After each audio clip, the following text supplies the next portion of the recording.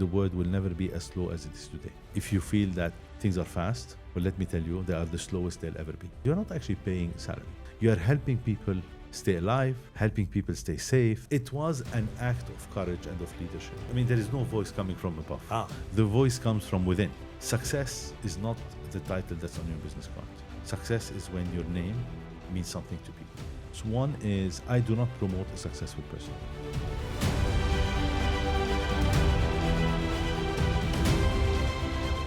Welcome to Reimagining You, the show where we go past the titles and the resumes to ask how leaders actually rebuild themselves.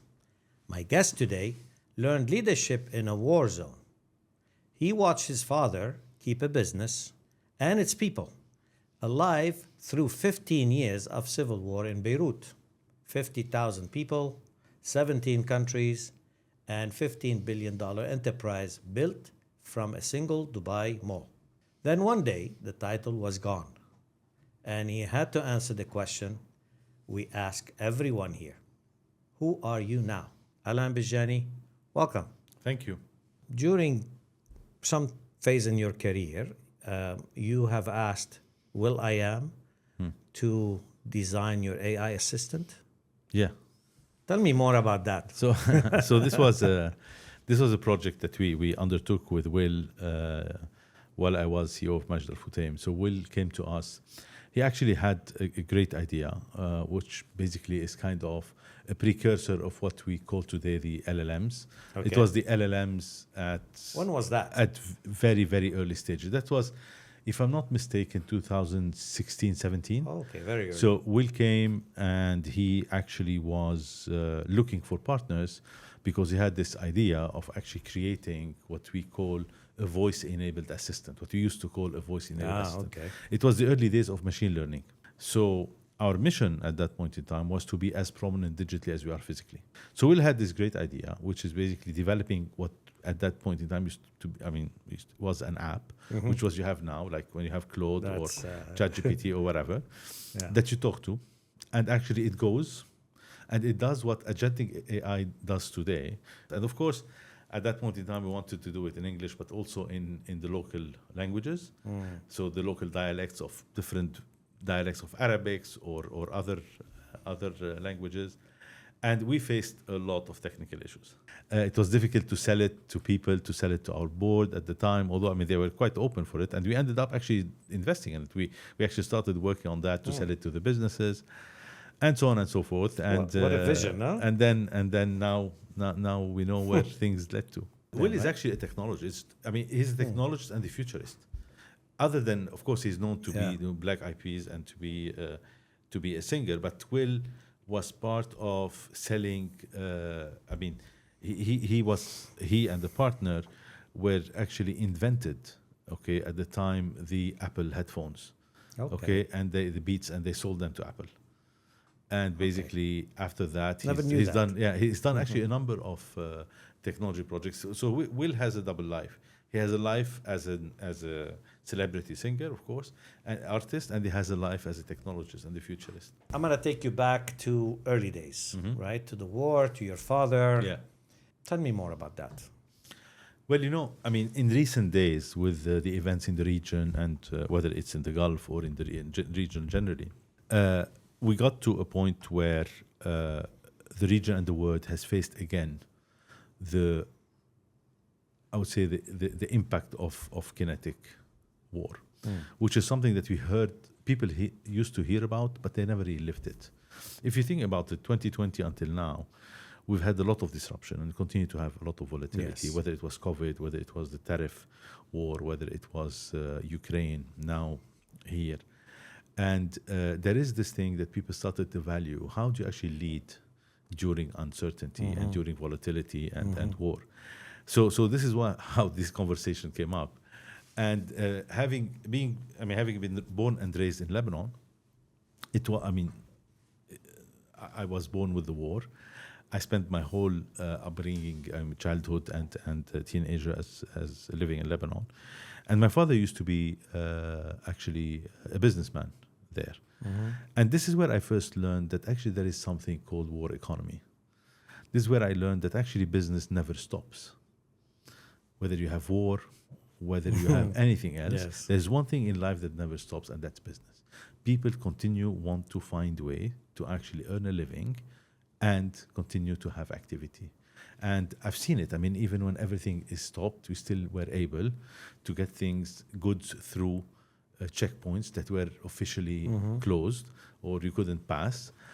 We could still find ways to wire money while the banks were closed, find ways to get money across, True. travel, and so on and so forth. So life always, as you say, life always goes on. And business, in my opinion, is one of the most vivid form of life. And during that time, I was fortunate enough, when I had time off, and there was a lot of time off during war, I used to go with my father to his business. So he was in construction, and he was also in trade and in apparel trade. And the one thing that you realize, why, I mean, it's unstable. Why do you do that? So you start to learn concepts that you actually do without being able to name them. Later on, when I started my own career, I started to value and to go back to what I've learned during those years without actually knowing that I was learning them. Yes. I started to learn the importance of trust. I started to learn the importance of resilience and redundancy. While everyone, I mean, every business school you talk to, they teach you how to be as efficient, as productive as possible, and redundancy is the enemy. To the point when we fire people, usually we call them redundancies. Yes. You know, people are made redundant. You learn how important it is to keep things going, and to keep things going in difficult times, you actually need to have a multiplicity of sources, whether it's your supply chain, whether it is basically the routes that you'll take to get from point A to point B, whether it is how to wire money, whether it is how to basically get electricity, and so on and so forth. So I learned very early on the importance of these things. But most importantly is the importance of keeping your promise and say what you do and do what you say. Nice. And the importance of trust. Because when war is raging, when volatility is at its best, and the thing about war is a bit different than volatility, because on top of that, you have the issue of danger. And danger pushes people to be sometimes at their worst, or pushes people to be at their best. Volatility puts you in a discomfort zone. You really don't know what to expect and so on. True. But when there is fear on top, that actually is on your life. A lot of people, I remember, used to say, إذا عشنا, if we're alive next week. صح. So you would go and have a conversation about a business or whatever, and people would tell you, عيشنا. عيشنا, okay, if we're still alive. So this gives you an idea about the mindset that is there. And when the end is near, you actually behave in a different way. When the end is near, it's not worth it anymore not to keep up your promise. It's not worth it anymore not to actually do what you say and say what you do. People have this kind of immediacy of death that accompanies them, and you cannot run away from it. You just live with it, and you kind of accommodate yourself with it. That actually, in my opinion, makes you better. Some people, of course, become worse. I mean, you always have that in human beings, but in a lot of aspects, it actually makes you better. So I'm not saying we should always have war for things to work well, but this is where I learned the importance of, as I told you, trust, keeping your promise, keeping your word, say what you do what you say. And this is how I learned leadership. Because what's leadership at the end of the day? Leadership is actually turning vision into reality and basically doing that through others. So. Or through yourself. You lead yourself or you lead others. And to lead others, the most important topic is trust. The most important foundation is trust. And for trust, you need two things. One is you need to be trustworthy. So people have to know that what you're telling them is true. They have to know that they can believe you. They have to know that you will be there for them when they need you. And they also have to see you do what you say. Correct. So role modeling, what we call role modeling, it's about, what is it about? It's about walking the talk. So for people to trust you, it's not enough for them to hear the right words. Most importantly is to see those words put in action. Yes. And where it matters most is when actually you can legitimately decide not to walk that talk. There are good reasons, good circumstances, it's understandable that you are not able to do whatever you're going to do. Let's say you have to pay the salaries at the end of the month.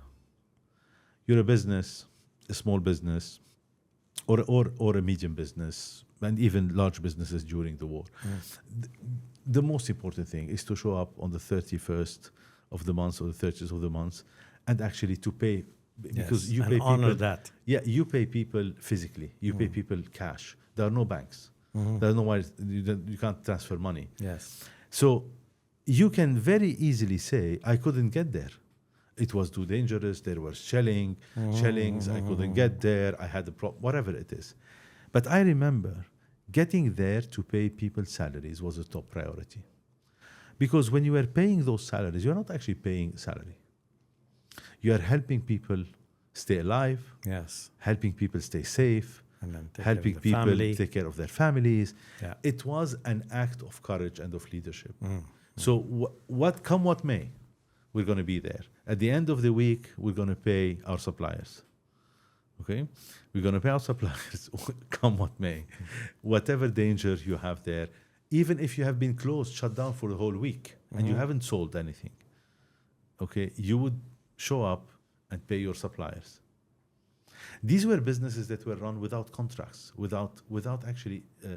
I mean, the only thing that used to be there was actually It's an the honor invoice, system. and the receipt at times, and sometimes not even that. And as you said, it's everyone's word and the honor system. Yeah. So the importance of making sure that happens. You would go through the danger of going through.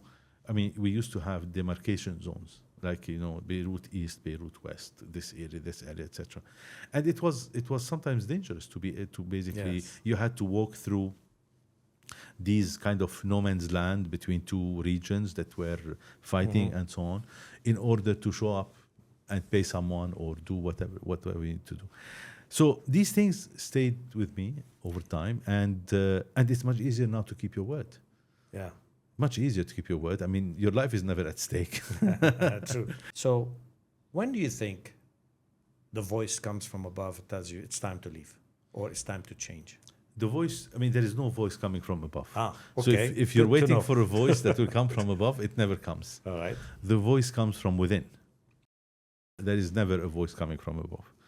And this voice coming from within is your inner self, knowing that I got to a point where I'm not stretched enough anymore. I'm not learning anymore. I'm too much comfortable in where I am. What should I do next? And I think there is this concept that I personally cherish, which is relevance. In my opinion, the most important concept in life is relevance, because people want you, value you when you're relevant to them. And then when you become less relevant, or when you become obsolete, okay, which is not relevant anymore, people simply move on. And this is the point that you have to always never get to, because once you're irrelevant, you're obsolete. You're worth nothing. Absolutely. Yeah. And I think people, especially in the corporate world is such a fantastic place to learn. I think people learn a lot, of course, on the entrepreneurship track, but you also learn a lot and much more at times in the entrepreneurial world. But the corporate world. The corporate world has a downside because there is so much certainty. As while you are kind of growing on this ladder, okay, there is certainty, and certainty becomes kind of the reality you're in. Your salary is going to be paid at the end of the month. You have your bonuses coming at the end of the year. And then headaches are on somebody else's. The level of risks that actually touch you personally in your livelihood is relatively small. Yeah. Compared to if you were an entrepreneur. I mean, you could get bankrupted, you could work. I mean, when you're an entrepreneur, you bet the farm every day. When you are in the corporate world, you never bet the farm. True. The risk that you live in the corporate world are very different. They are risk related to someone else's business that you have a fiduciary responsibility on, that you may consider it your own business, but at the end of the day, you're going to still get your month and paid. So this, with time, this actually gets you to a point where actually it tames you. You become very knowledgeable, but very risk averse. And of course, in the corporate world, especially in big corporations, to survive, a lot of people tend to basically be as safe as possible, which is don't take risk. And a lot of corporate cultures, of course, fight that because you want innovation. You want to also, as a brand or as a business, to continue to be relevant. And the biggest obstacle to that is people behavior, because people live in a safe environment and they want everything to be safe and they want to change. Very well said. So during your journey, okay, you have to listen to yourself. Am I here for the salary, or do I wake up in the morning because I have to go to work because I want to punch my card and get my pay at the end of the month, because I have schools to pay, because I have whatever. I mean, there are all very good reasons. Or do I go to work because I wake up excited in the morning. I'm going to learn something. I'm going to do something that's impactful. I'm going to actually have, whatever motivates you. And I think good people that are actually high performers or tend to be so, are people that like to be two things. One, they like to be stretched. They don't like to be comfortable. They are risk takers to a certain extent. And when they start to feel that they're not learning anymore, they start to get agitated. They tend to start to look elsewhere. What should I do? Should I change? Should I do a lateral move? Should I change jobs? Should I whatever? So, in my opinion, the biggest risk that we have is when we are tamed by the security and stability that we have in the corporate environment. And a lot of people are built for that. Not everyone is built for entrepreneurship. And there's nothing wrong about that. But then you shouldn't be, I would say, surprised if you get to a point where you feel, oh, now, what do I do next? You retire or you leave your job and then you have no plan B. You don't know what to do. That's the main issue. Exactly. And in my case, I've always lived my life in I would say, a dual track. One is, and I've learned that from two people. I'll talk about it if you want. One is I'm fully immersed in what I'm doing. So I lived my role 110%. And I've always deeply believed that this is temporary. And what defines me is not what I am, but who I am. Success is not the title that's on your business card. Success is when your name means something to people. And this is what you take with you on your last day on the job. The only thing that you take with you on the last day of your job is actually your name. Yes. If your name doesn't mean anything, okay, you're gonna leave your office on your last day without anything. If your name means something, you will leave your work with a lot. So people that actually get kind of identify themselves with their jobs usually find it difficult to move on, because for them this is everything, and they actually sometimes do things that are not in their best interest on the long term to keep that job. And that's also something that Yes, true. yeah. So it's very important to always make sure that what defines you is who you are, not what you are. And when you are defined by who you are, you don't need work. You don't need a title. Okay? You don't need to be sitting next to so-and-so or be seen with so-and-so. Okay? You are who you are. You are your personal brand. And this is what makes you valuable. This is what success is for me. Now, I learned that through two ways. The first client I took as a lawyer.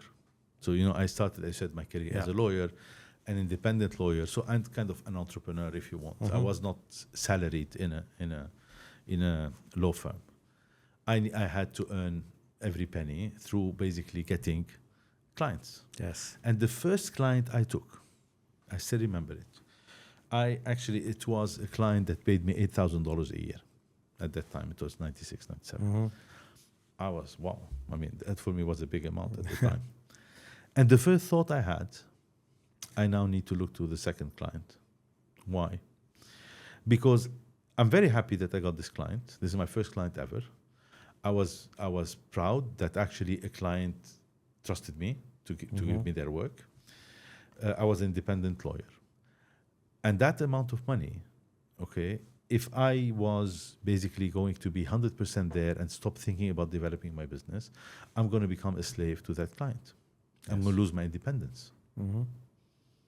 So when I got my first client, I said, as much as I should focus on delivering, I should only focus on getting a second and a third and the fourth and the fifth, in order to keep my independence and not to be defined that I am the lawyer of so and so. What should define me is who I am, not whose lawyer I am. Yes. And then afterward with Mr. Majid, I learned that as well. I mean, he always refused to put a title under his name. Okay. So it was his name, just Majid Al Futtaim. And I remember one time we were sitting in his majlis during Ramadan, and a consultant that actually was brought in to help us on the properties business at the time. That was before I was CEO. That was, I think, in 2000. I don't remember the year, maybe 10, 11. So we were sitting, and that consultant came and really wanted to understand Majid Al Futtaim, wanted to understand what drives him, and so on and so forth. And he was very reluctant to meet people external from the company.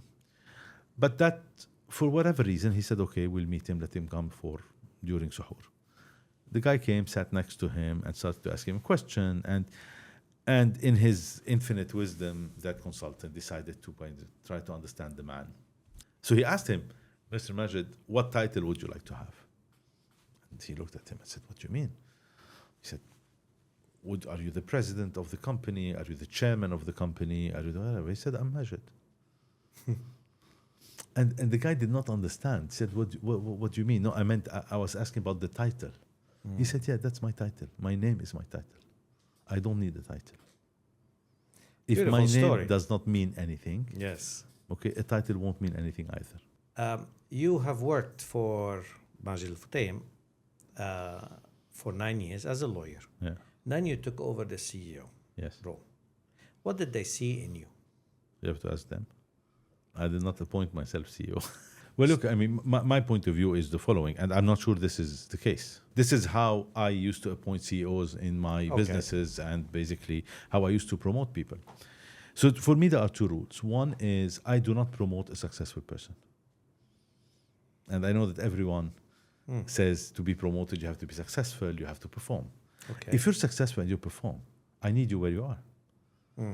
If I'm going to take you, so if you are, let's say, my head of leasing, okay, let's say in the shopping mall business, you are a very, very capable head of leasing.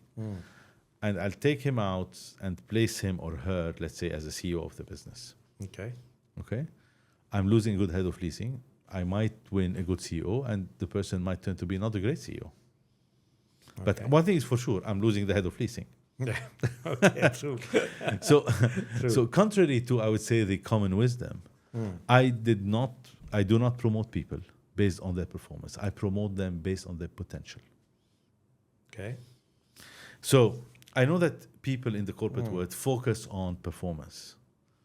What matters is not how much battery you have filled.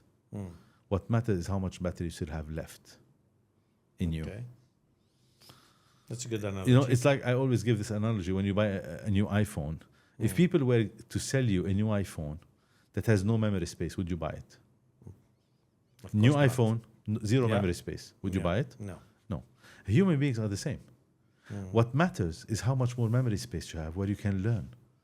What matters is how relevant you will be to the organization going forward, not what you have accumulated so far. What you've accumulated so far, and I think it's even more so today than it was before, was very good for the time you've accumulated that, you practiced it, you did whatever you did. Going forward, what matters, are you the right person for the next phase of the organization, the next phase of the role, the next phase of the department, whatever that is. Yeah. So I promote people based on their potential, not based on their performance. Now, if they are good performers, it's an even more difficult issue because I'm losing a good performer. It's easier to promote a bad performer that got potential than a good performer that has no potential. How do they demonstrate potential? Relevance and potential. Yeah. Well, it's about basically, in my opinion, if you want to kind of articulate it, I would say you have to have a learning and growth mindset. Okay. And that is something it takes maybe 2-3 minutes of a conversation to understand if the person across the table has that mindset or not. Yeah. No one has potential if they don't have a learning and a growth mindset. True. Yeah. So it's a very easy answer to demonstrate it. Okay.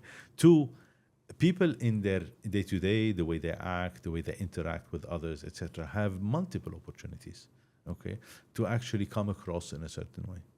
So when you are trying to promote people from within, or when you are meeting people and so on, you can see the potential of the person.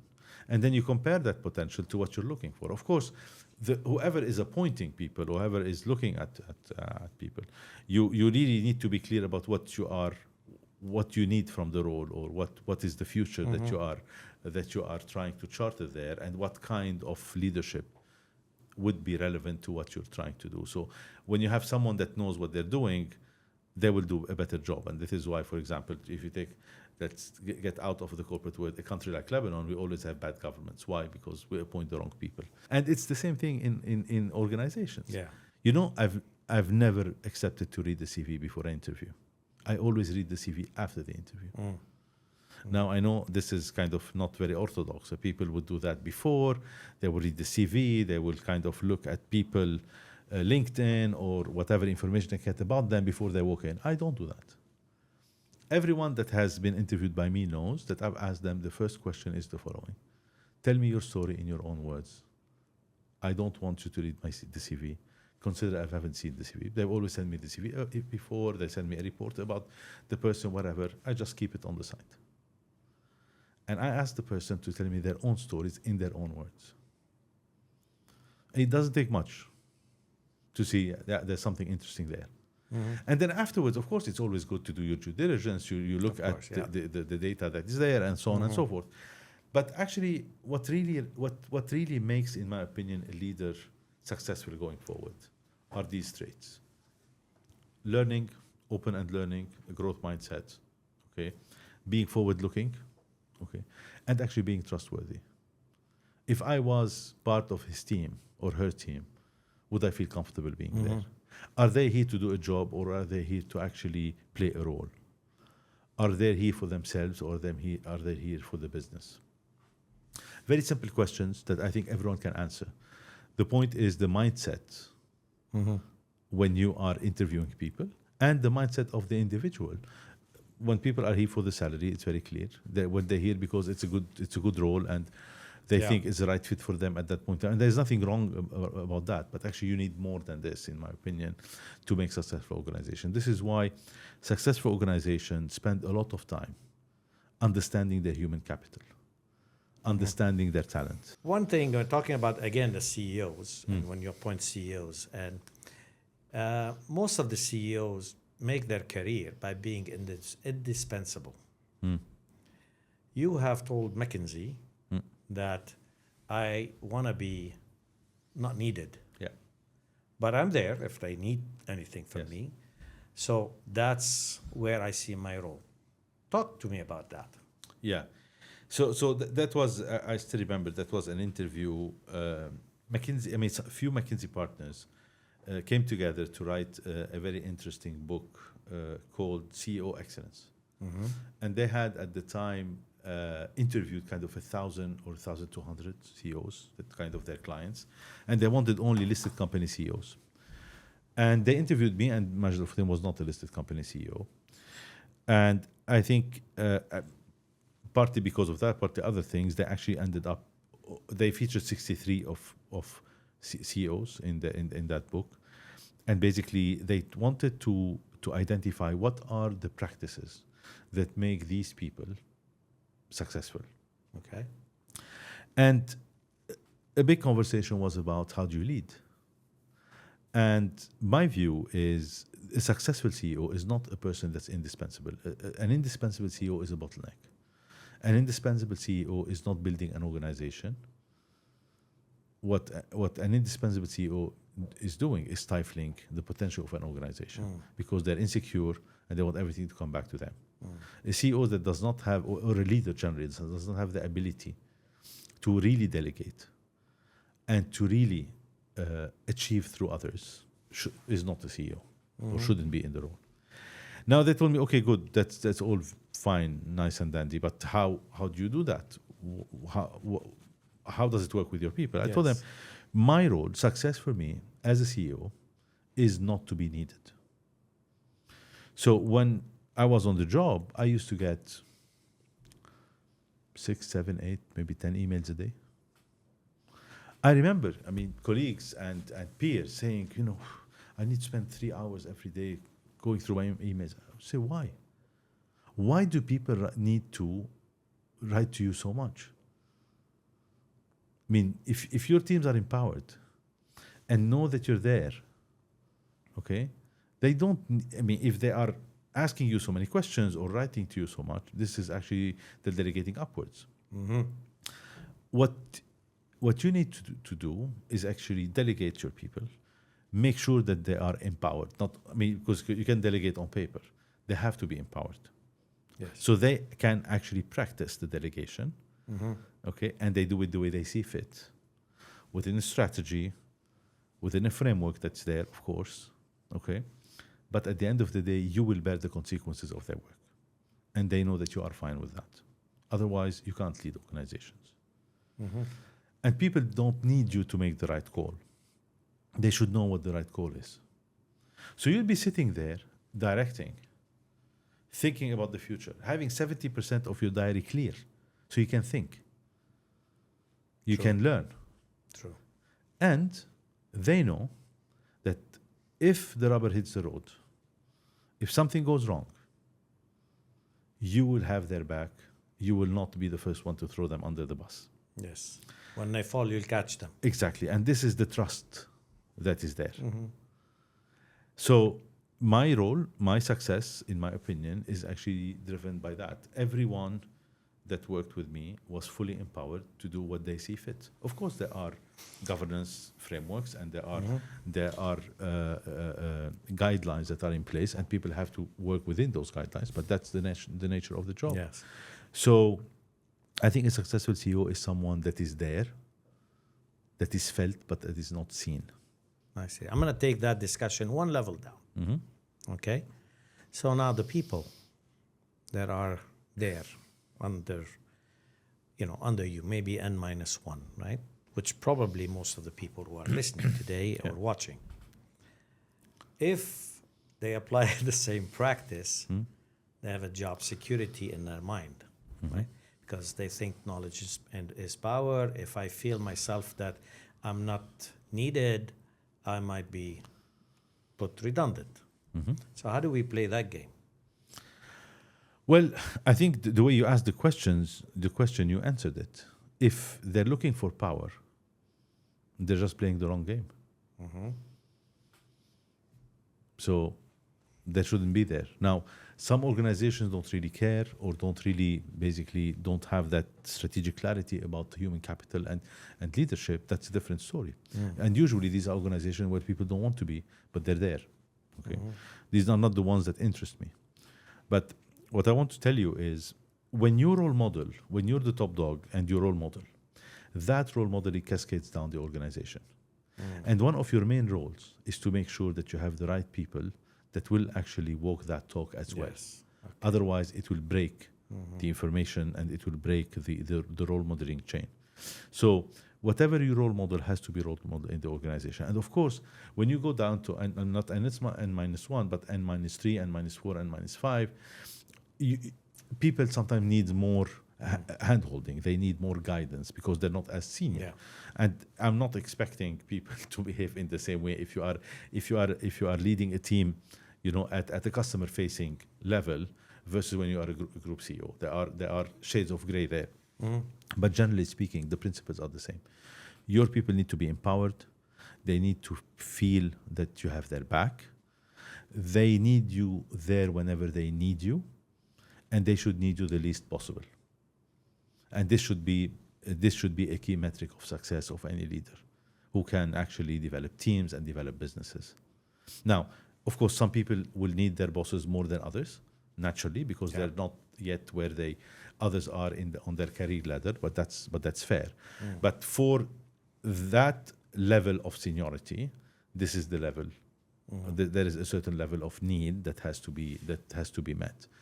And the more senior you are, the less you need it. Technically, my N-1s did not needed me for any day-to-day or even I would say strategic decisions for their business. They needed me for vision. They needed me for guidance where we want to go. They needed me for thinking about the big strategic issues and so on and so forth. Sometimes because when you're a group CEO, you've got businesses that sometimes you have frictions. Naturally, you have tensions. You have different valid competing interests where you have arbitrage to make and so on and so forth. Yeah. But this is the essence of the role. The rest, people should be totally empowered to run their businesses. And for me, I should be able to vanish for 6 months and come back and things work. You said that the old leadership rules kind of expired. Yes. And you have written a book called Next. Yes. Right? And you subscribe to 4 new realities. Yes. Tell us more about that. So the reason why I wrote Next, Leading Through the New Realities, is because I deeply believe in 2 things. One is I believe that CEOs should write books. Sadly, in our part of the world, in the Middle East, CEOs don't write. They seldom write. In the US, CEOs write a lot. I wish they read more in our part of the world. So maybe that would encourage people to both read and write. I think it's very important. I also believe that CEOs have to, by so doing, they actually partake in the progress of society. And the other main reason I wrote this was because I believe that a CEO or a leader has to actually share their knowledge, share their experience, share their views about the world. And next is how I see leadership going forward. There is plenty of literature on leadership. I mean, the world doesn't need one more book about leadership. About leadership. Yeah. But the one thing that isn't there much is actually how do we lead in this world? The world has changed, and is changing dramatically, fundamentally. Our relationship to life is changing going forward, and this is because of 4 realities. One is volatility, and uncertainty. As I said, post-COVID, the world has changed dramatically. We had a number of landmark changes. COVID, tariff wars, Ukraine, supply chain disruption. The world is fragmented. We don't have the ability to come together to agree on something new. And we have driving forces that simply find that the old world order is not fit for them anymore. Okay? And that's primarily the US.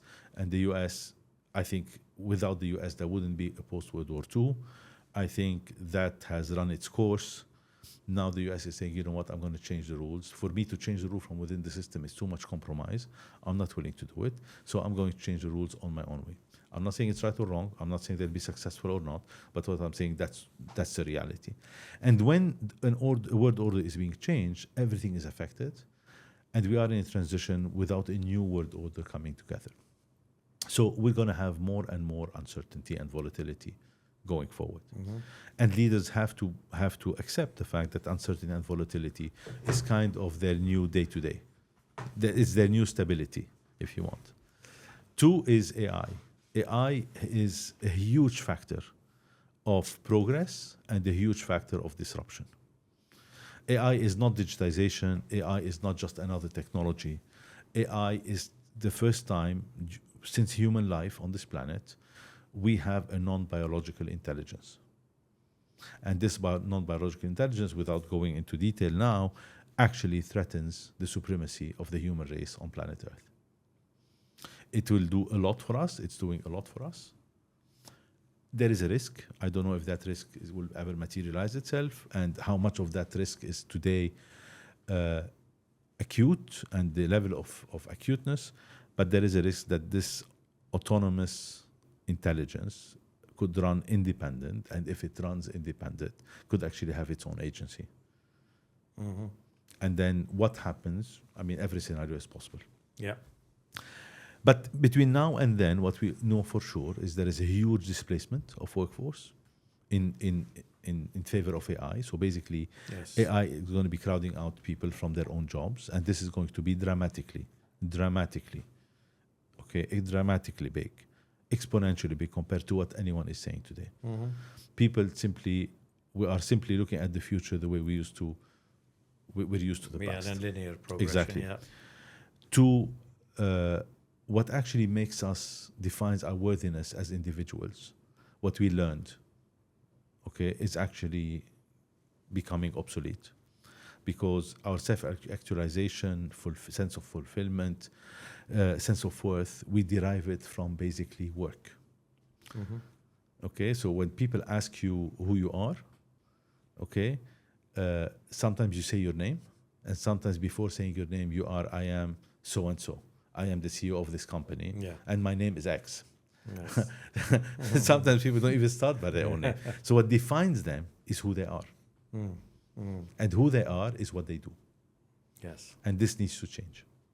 Because more and more, we're going to have agents and humanoid robots that will take over and do the work better than us.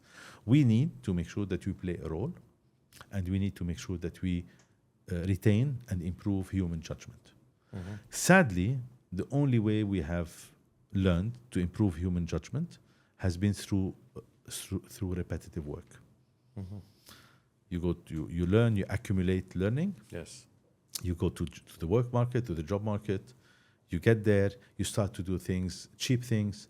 You do them repetitively. You go through internships, you go through whatever.